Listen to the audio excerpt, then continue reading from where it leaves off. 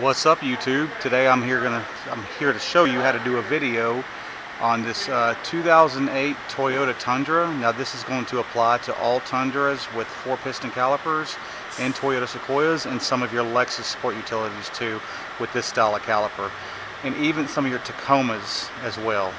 This will apply to with the 4-piston calipers. Anyway, let's get started. Enough talk. As you can see, this pad right here is still like new. This pad right here is grinding into the metal. These pistons are stuck. It's very common on 4-piston calipers. Also, this vehicle has almost 200,000 miles on it as well. First thing you're going to want to do is take the caliper, or take the brake line loose from the caliper. We're going to take this nut loose 12mm first. That way we have room to flex. Take your 10mm and break your brake line loose.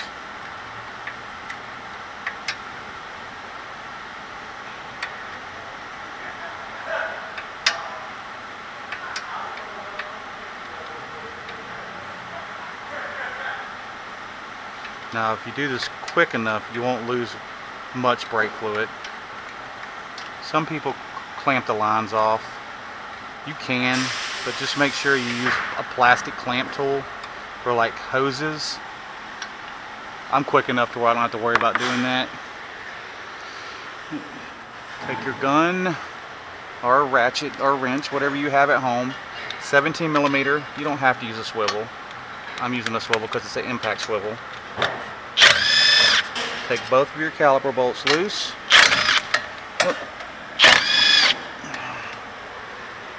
Set your gun aside. You don't want this to fall off and hit your foot. Let this one swoop. And just set your caliper aside because there will be a core on it.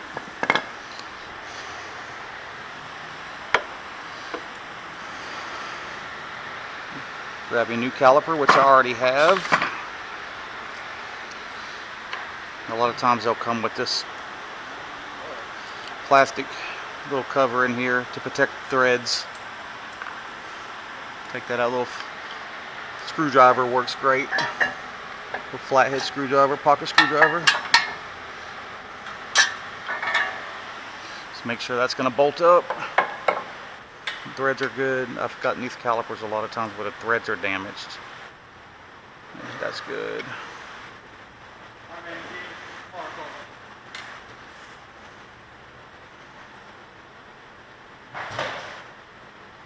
There we go. Come on. A little rough, but that's probably because it's got paint in it. Right, take your rotor off. Already got my new rotor. Always size them up. Make sure they're the same size. Can't tell you how many times I got wrong parts. And it always happens towards the end of the day. A little trick you can do is put your lug nut on to keep the rotor from flexing. It'll make it easier to put your caliper on.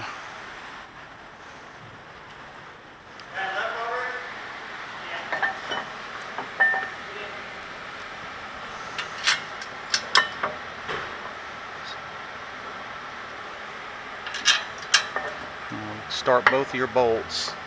Don't tighten them yet, because you'll have wiggle room to help start your threads on your brake line if you need.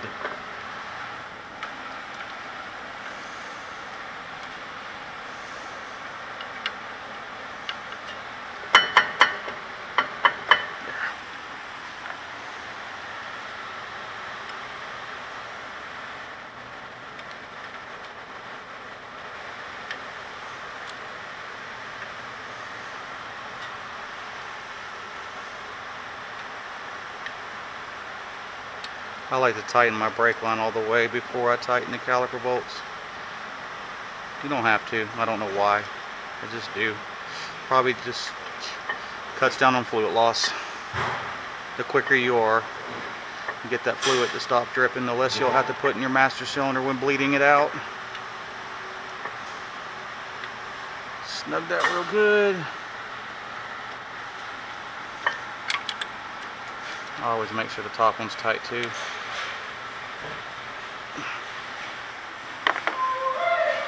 Anything I touch when I work on a car, if I'm in that area, I check the bolts and fittings. Because if the car comes back with something loose, I know it wasn't my fault.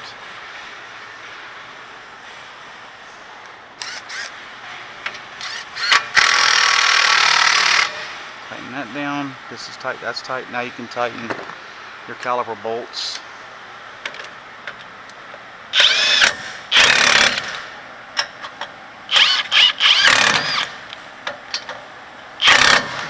Nice and snug. Now,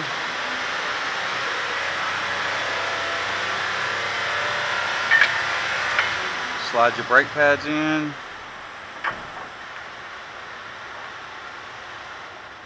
Where the holes are facing, the holes for the pins.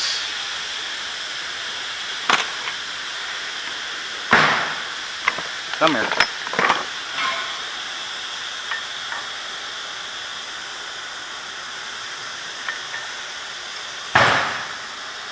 Slide your pin through.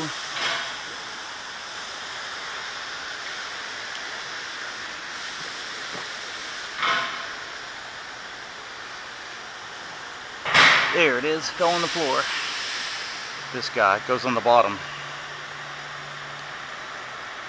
Face these ears inwards. This way. Put that in. Slide that through. Now take this guy.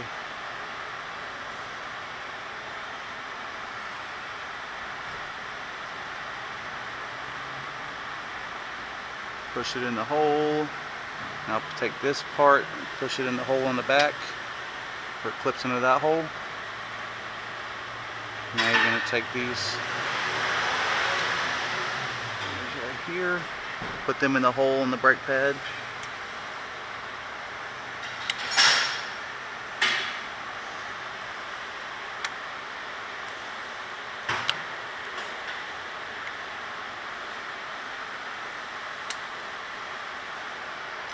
There.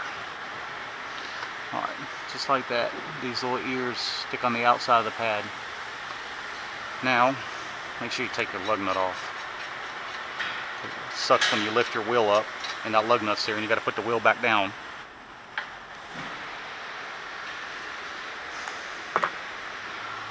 Alright, now we're going to open our bleeder screw.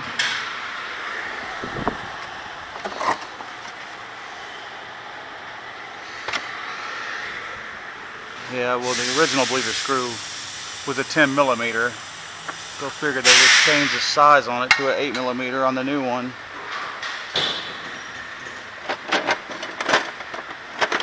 Thought I was prepared for this video. Sorry about that. Put your 8mm wrench or socket on the bleeder screw and just crack it open.